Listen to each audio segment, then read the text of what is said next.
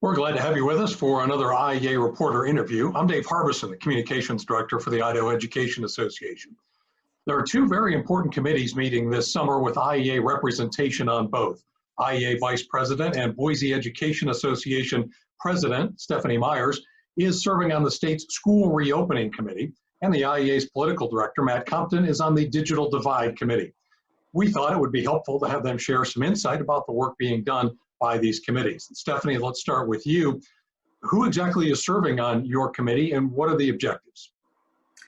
So we have a large committee, and that committee is made up of food service, transportation, State Department, State Board, superintendents, principals, teachers. And so that large committee meets once a week. And then that large committee, after our very first meeting, decided that there was so much to take on for school reopening that we split up into 5 subcommittees.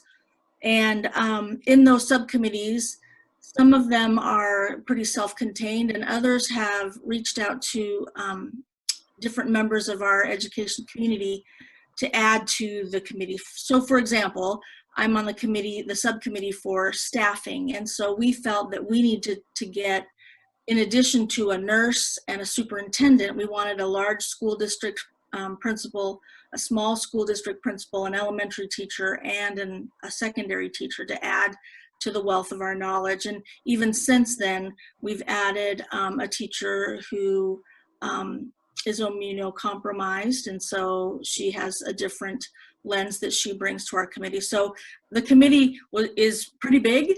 And then we've split it up into 5 smaller committees addressing topics for school reopening. I would assume safety is at the top of this pyramid of things that you're trying to address in terms of reopening, but what other factors are being weighed as you look toward reopening Idaho schools in the fall? So we have, like I said, we have one about staffing, and that involves both staff and students who are vulnerable. It involves contracts and professional development that will need to come forward. We have a committee on school operations, which includes buses and lunches and athletics and things like that. We have one on liability issues. And then we also have one on student learning that's going to address equity and access, and we know from the soft closure this spring that those 2 issues were quite large for our kids in our state, and so equity was a huge it's a big committee. That one is. And then we also have one that's kind of a toolkit committee. What are things that districts could have access to, or resources that have been already vetted out, and so they're going to create kind of a toolkit for districts to look at and school boards to look at as they move forward. Obviously, you haven't completed your work as a committee yet, but what areas are you finding common ground in? And then what are maybe some of the biggest challenges or roadblocks that you're running into? I think the thing that runs through every single committee, there's a couple of them. One of them would be equity.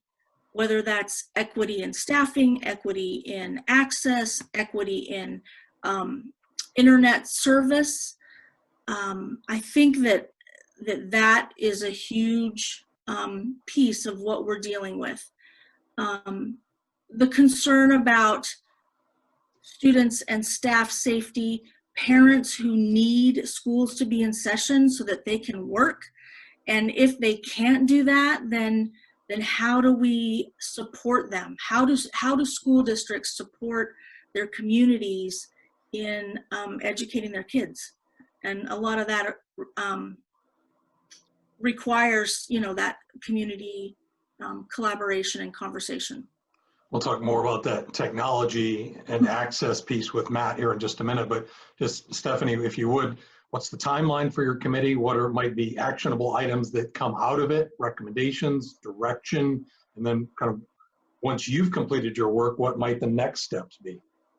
So in our discussions, June 30th has kind of been that soft target, so to speak. We may not have final recommendations by then, but each of the subcommittees have been asked to kind of wrap up their research and their discussions by June 30th. You know, that only really gives July for districts to really plan and take some action, because a lot of our schools start in early August, or they're registering and planning for that. Mm-hmm. So the end of June is really kind of our soft target. And then, you know, for us, I think it's just important that we represent, and I think we've done a really good job of this, representing the state of Idaho from the smallest districts to the largest districts, and the rural, you know, how do we get things to them? I know that there are a lot of districts that are waiting for this information from these committees to really start talking about it. So again, June 30th is our kind of target. And coming out of the committee work, I think having common language around the state is important. I think that goes to the equity piece also. And then making sure that when we go back to school, that our kids and our staff feel safe and able to really do what they're needing to do, which is support our kids. It sounds like there will be sort of a two-pronged outcome then, or next steps. One is at the state level from your committee, and then presumably the state board will follow along with some guidelines or some guidance. And then local districts have their own decisions to make. Right, and that was made very clear at the very beginning of this process when we first met, that every district needs to have the autonomy to make those decisions that make sense for them. We have districts in the state who didn't have one COVID case at all, and so they were like, well, it's business as normal, as usual. And then we had districts, of course, that were highly impacted, and so because of that wide differential, I think every school district, every local will need to make their decisions based on their community. Matt, let's bring you in now to talk about the Digital Divide Committee. And we've been hearing about this digital divide, or the inequity when it comes to technology, for a long time now. What has the COVID-19 pandemic demonstrated about this issue, and what does your committee hope to achieve? I think that educators across the state, it was pretty evident when we shut down in the fall, how many students and even how many educators had a lack of access to either, you know, a computer, some kind of device at home, but also the internet connectivity that they would need in order to execute this new kind of long distance learning. And so this committee was developed because there's a tremendous amount of speculation that when we go back to school in the fall, that we're going to have to be ready for sort of a blended learning experience where, you know, there's either students who they're scheduled differently, or we actually just don't know what the fall is going to look like. There were 8,000 teachers, for example, who were surveyed that didn't have either a device at home or connectivity so that they were able to do their job sufficiently remotely. And there were several thousand students who were in desperate need of either a computer, a laptop, or some kind of device, or some kind of internet connectivity. During the preliminary shutdown, the state scrambled as quickly as they could, and districts across the state scrambled to set up school buses that would have Wi-Fi devices within them. And then students were expected to go sit, you know, in cars in a parking lot nearby these buses. And that's how they were experiencing education for a handful of weeks.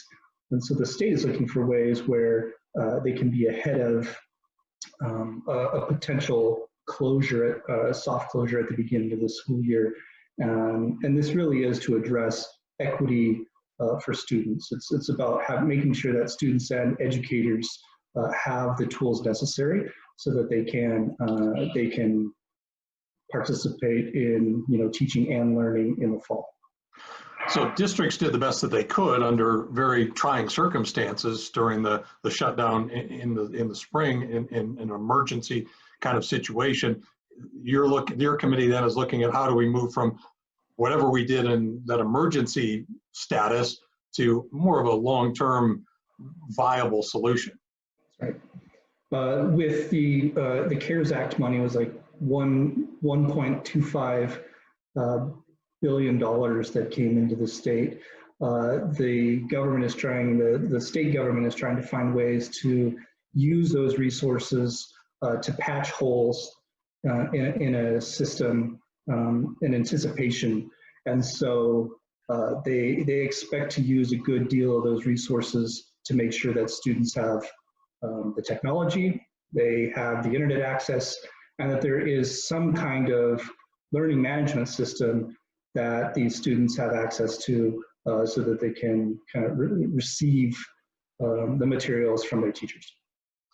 Is your issue primarily one of resources, or is it more of awareness and information, or is it more in the spectrum of kind of commit to it or have the political will to pull this off?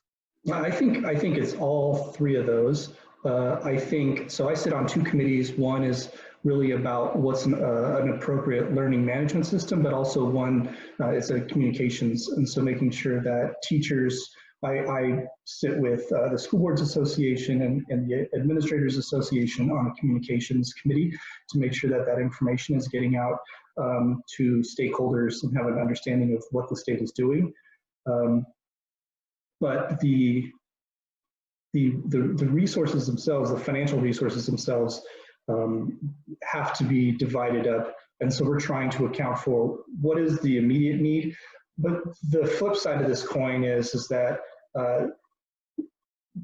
the lawmakers and the state board and the governor's office are intent on making sure that this isn't a one and done where students receive these materials and resources this year, but how do we have continuity into future years so that it's not just a COVID inequity thing, but that it fills a gap into perpetuity. And that is where the political will is going to come in, because we know that technology, those resources have ongoing financial consequences. So if you buy a computer now, 3 to 4 or 5 years from now, you're going to need to replace that. And so what's the financial burden going to be on the state in a handful of years after these devices have run their lifetime? And we talked about this with Stephanie and her committee too. What about that balance between statewide directives or some kind of statewide approach and what happens at the local level? I think that this governor and the state is very much a local control state, and every school district is going to be making decisions, not necessarily in a vacuum. I think they'll be taking guidance from their community, from the State Department, from teachers, hopefully.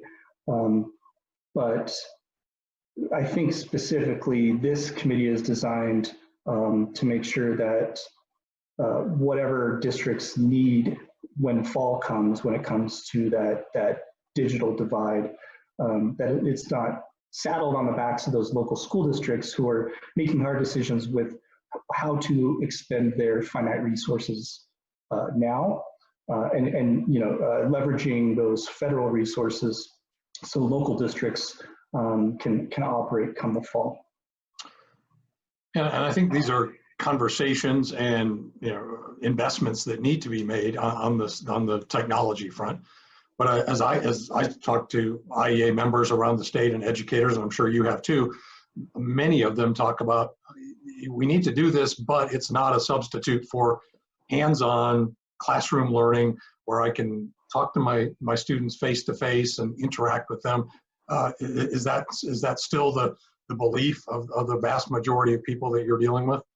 It certainly is. I think that a lot of us are concerned. We have shell shock from the Luna laws from a handful of years ago, where it was technology was replacing the teacher in the classroom. And on our very first meeting, I made it very clear that this is not the direction that educators would want to go, that this is not the best interest of students, is to try to convert to some kind of statewide online learning, that students thrive in a classroom.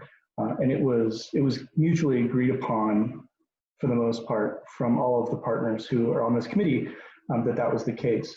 It does seem that everybody is preparing for a 21st century learning environment that is blended, both online and in the classroom. And so I think that there is still a lot that teacher voices are going to be necessary in outlining and designing what that looks like. All right, quickly, what's the timeline for your committee and what impacts we might see from the recommendations? Yeah, I think it's similar to what Stephanie's committee is, because districts are going to be needing to procure these resources. We're looking at the end of June, middle of July to wrap up and make sure that we have the recommendations made and that we can go out for contract for the devices, for the internet connectivity, and the learning management system. All right. And now for both of you, the work of these committees really dovetails into some key decisions that have to be made over the next, we'll say, 6 to 9 months. What kinds of things are kind of foremost on the radar for IEA members in terms of potential return to school, what that might look like, what do we need in a bigger picture for public education in our state? Stephanie? Well, I think right now the biggest thing on educators' minds is how they ended this spring. And for a lot of them, it was very painful. I mean, they miss their kids, they miss that, like you talked about, that connection that they have, that relationship, and they're worried about them. So I think moving forward into next year, there are educators who are ready to go back and I'm going into my classroom and this is what's going to happen. And then there are educators that are having to pause and think, what does this mean for our students? What does this mean for the health, my health? What does this mean for a child that they may have that may be ill? But really, it is about really getting back to education and the way that it is the most powerful, which is in a classroom with students who can interact, and then they think about the safety of it, of returning. Yeah, the safety piece is obviously very important.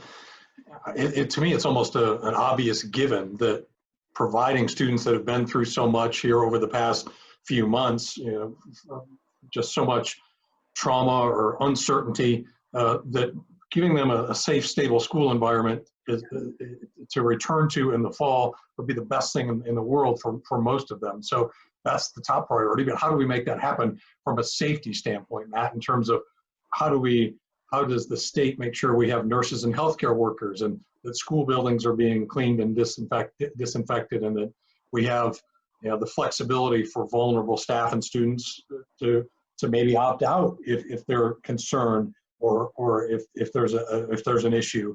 And all of this obviously takes ties into, in order to do all of those things, you need adequate resources and adequate personnel.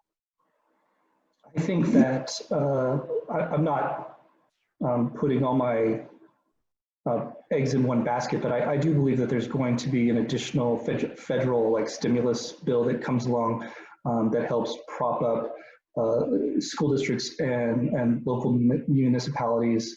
I don't think it's going to be the HEROES Act that the House has designed, but it will likely be something that comes out of the Senate. I believe that they will try to address some of those needs that school districts will have to make sure that when students go back, they do have all of the resources available to them. What our students are going to need in the fall, if there's anything that has been really clear during this previous spring when we had our shutdown, is that our schools are wholly underfunded when it comes to the necessary resources like counselors and nurses, and our classified employees, the kind of vulnerable contract status that they have, and how easy it is for school districts to lay those individuals off. we need to make sure that our schools are doubling down on resources come the fall. And I think that that members and teachers across the state are going to have to use their full voice in advocating for that. I think that that the legislature itself will likely not be terribly receptive to that call, but I think this governor and this state board likely would be. I think that when we make a call for additional resources, it's wholly important for us to talk about the needs of the student. And in previous conversations that we've had with the governor, I think he has that same intention. I think that from the IEA, teachers across the state, we need to be willing to talk about what holes need to be filled. I think teachers are very prideful in what they do day to day. It's difficult for them to talk about what resources are lacking in their schools because they're so they're proud of their students, they're proud of the work that they do, they're proud of their schools, their buildings, their district, and their colleagues. But we need to be taking advantage of this opportunity that we have in front of us to really highlight those inequalities that were demonstrated in the fall and harness that momentum.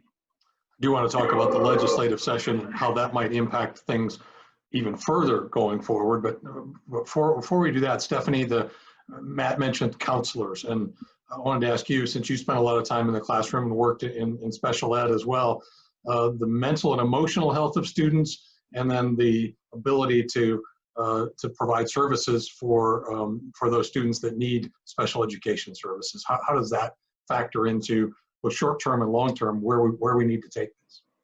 Well, I think, like Matt said, this has highlighted the things that teachers do and our educators do on a daily basis. We make it work. But coming back after this soft closure and expecting kids to just pick up where they left off, it's not really going to happen that way. And I think our counselors and our nurses and our paraprofessionals are the ones that will see them as they get on the bus and see them in the cafeteria.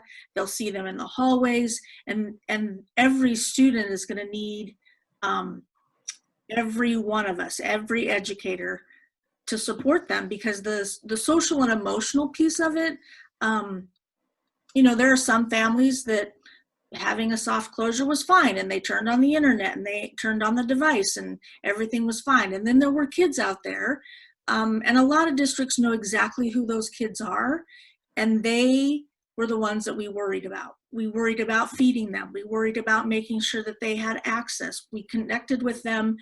Some of our teachers had daily calls with their kids to make sure that they were okay. And when they didn't connect with them, that was when the red flags went up, and they're like, okay, do we need to figure out how to get, reach those kids and make sure they're okay? I think our counselors and our nurses, and like I said, I think paraprofessionals are in that boat, and we need to make sure that those positions are staffed and ready to help those kids transition into a new normal, because they're going to have to figure this out just like we are. And we're worried about it big picture wise, but they're going to worry about, can I talk to my friends? Can I give them a hug? Can I, how do I interact in a school building and make sure that we aren't